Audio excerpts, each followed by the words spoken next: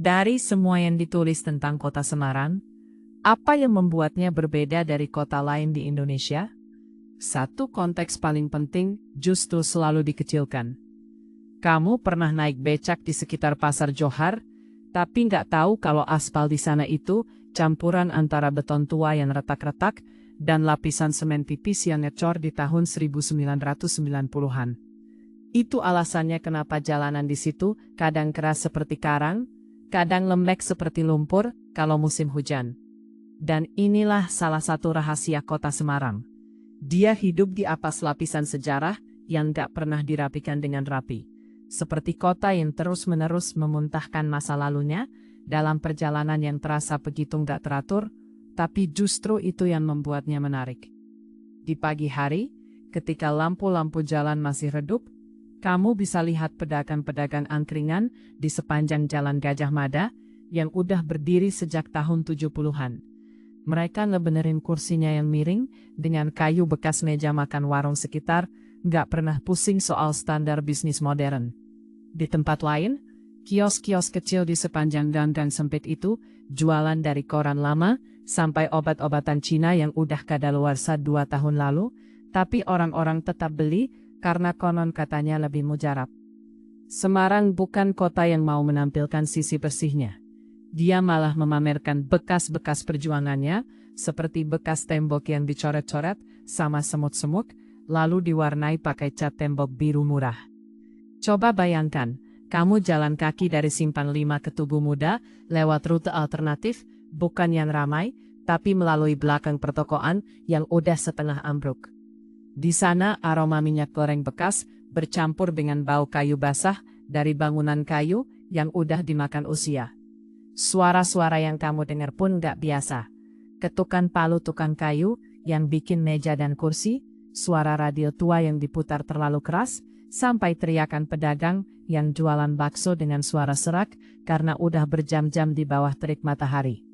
Semua itu terjadi di depan mata, tapi gak ada yang merasa aneh.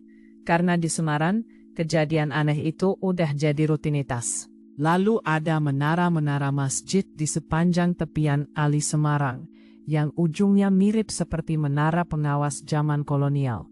Padahal bangunannya dibikin di tahun 2000-an. Warnanya putih kusam karena nggak pernah dicuci. Tapi di puncaknya selalu ada bendera merah putih yang berkibar, walaupun anginnya kadang kencang banget, bikin sebagian tiangnya bergoyang-goyang kayak mau roboh. Itu simbolnya. Semarang itu kota yang selalu diambang ketidakstabilan, tapi nggak pernah benar-benar runtuh. Dia hidup di dalam ketegangan antara yang lama dan yang baru, antara yang sakral dan yang profan, tanpa pernah memilih satu sisi. Salah satu tempat yang paling mencerminkan ini adalah Laweyan. Kawasan ini dulunya pusat industri batik di Jawa Tengah, tapi sekarang lebih mirip seperti museum hidup yang nggak dijaga. Kamu bisa masuk ke salah satu rumah tua di situ, yang pintunya kayaknya udah nggak dikunci sejak zaman Soeharto. Di dalam, kamu bakal nemu lusinan kain batik tua yang digulung-gulung di lemari kayu, baunya campuran minyak kayu putih dan debu. Para perajin di sana sekarang cuma ngandalkan pesanan kecil-kecilan, tapi mereka tetap ngejalanin ritualnya. Ngukur kain dengan meteran yang udah bengkok, nyekel canting dengan tangan yang udah penuh noda warna, dan ngobrol sambil minum kopi hitam yang rasanya kayak air rebusan daun pisang. Mereka nggak ngomong soal digitalisasi industri, soal pasar ekspor, atau soal bagaimana caranya agar batik bisa laris di TikTok. Mereka cuma ngomong soal warisan, soal tetangga yang udah meninggal, soal harga gula yang naik lagi bulan ini. Di sisi lain kota, tepatnya di daerah pedurungan, kamu bisa lihat pabrik-pabrik kecil yang konon katanya udah beroperasi sejak tahun 80-an. Tapi bangunannya kayak gubuk. Atapnya bocor, temboknya penuh coretan, tapi mesin-mesinnya masih berputar dengan bunyi yang keras dan berantakan. Pabrik-pabrik itu nggak pernah diklaim sebagai ikon industri kreatif karena nggak punya desain yang instagramable.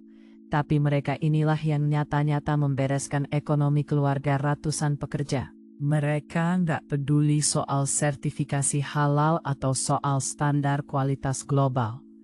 Yang penting, barangnya bisa laku di pasar-pasar tradisional sampai pelosok desa. Itu yang membuat Semarang beda. Dia nggak punya wajah yang seragam, dia nggak punya branding yang rapi. Dia cuma kumpulan orang-orang yang berjuang dengan cara mereka sendiri, saling tumpang tindih, tanpa pernah ada yang memutuskan mana yang benar. Kalau kamu naik bus kota dari Mangkang ke pusat kota, kamu bakal lihat pemandangan yang nyeleneh. Di satu sisi jalan ada gedung megah Bank Jateng yang baru direnovasi, tapi di sisi lain ada pemukiman yang gak jelas status tanahnya. Rumah-rumah kayu dengan atap seng yang didirikan di atas tanah warga yang udah diwariskan turun-temurun, tapi sertifikatnya belum keluar.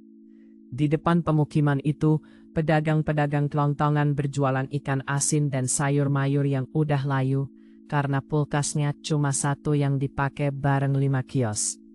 Itu gambaran nyata tentang Semarang. Dia nggak punya pemisah yang jelas antara yang resmi dan yang liar, antara yang modern dan yang kuno. Semua bercampur aduk, dan inilah yang bikin orang-orang di kota ini punya karakter yang keras kepala, tapi juga saling peduli.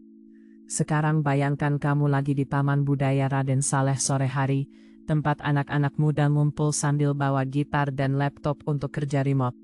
Di sini ada yang nulis puisi di secari kertas, ada yang ngerekam suara-suara kota buat dijadiin background musik, dan ada juga yang cuma tiduran di rumput sambil ngobrol tentang film-film Korea. Di belakang mereka, ada tembok besar yang dicoret-coret pakai cat semprot. Tulisannya nggak jelas artinya, tapi justru itu yang bikin tempat ini terasa hidup. Anak-anak muda ini nggak mau ikut arus mainstream Jakarta. Mereka mau menciptakan sesuatu yang otentik, walaupun kadang caranya aneh. Inilah yang bikin Semarang punya magnet sendiri. Dia nggak sepolos Bandung yang rapi, nggak seglamor Surabaya yang modern, dan nggak seketat Yogyakarta yang konservatif. Dia campuran segalanya. Keras, lembut, kuno, dan progresif, semua dalam satu tempat yang sama. Kalau kamu pengen cari kota yang nggak pernah mau, kalau ada data atau sudut yang kami lewatkan,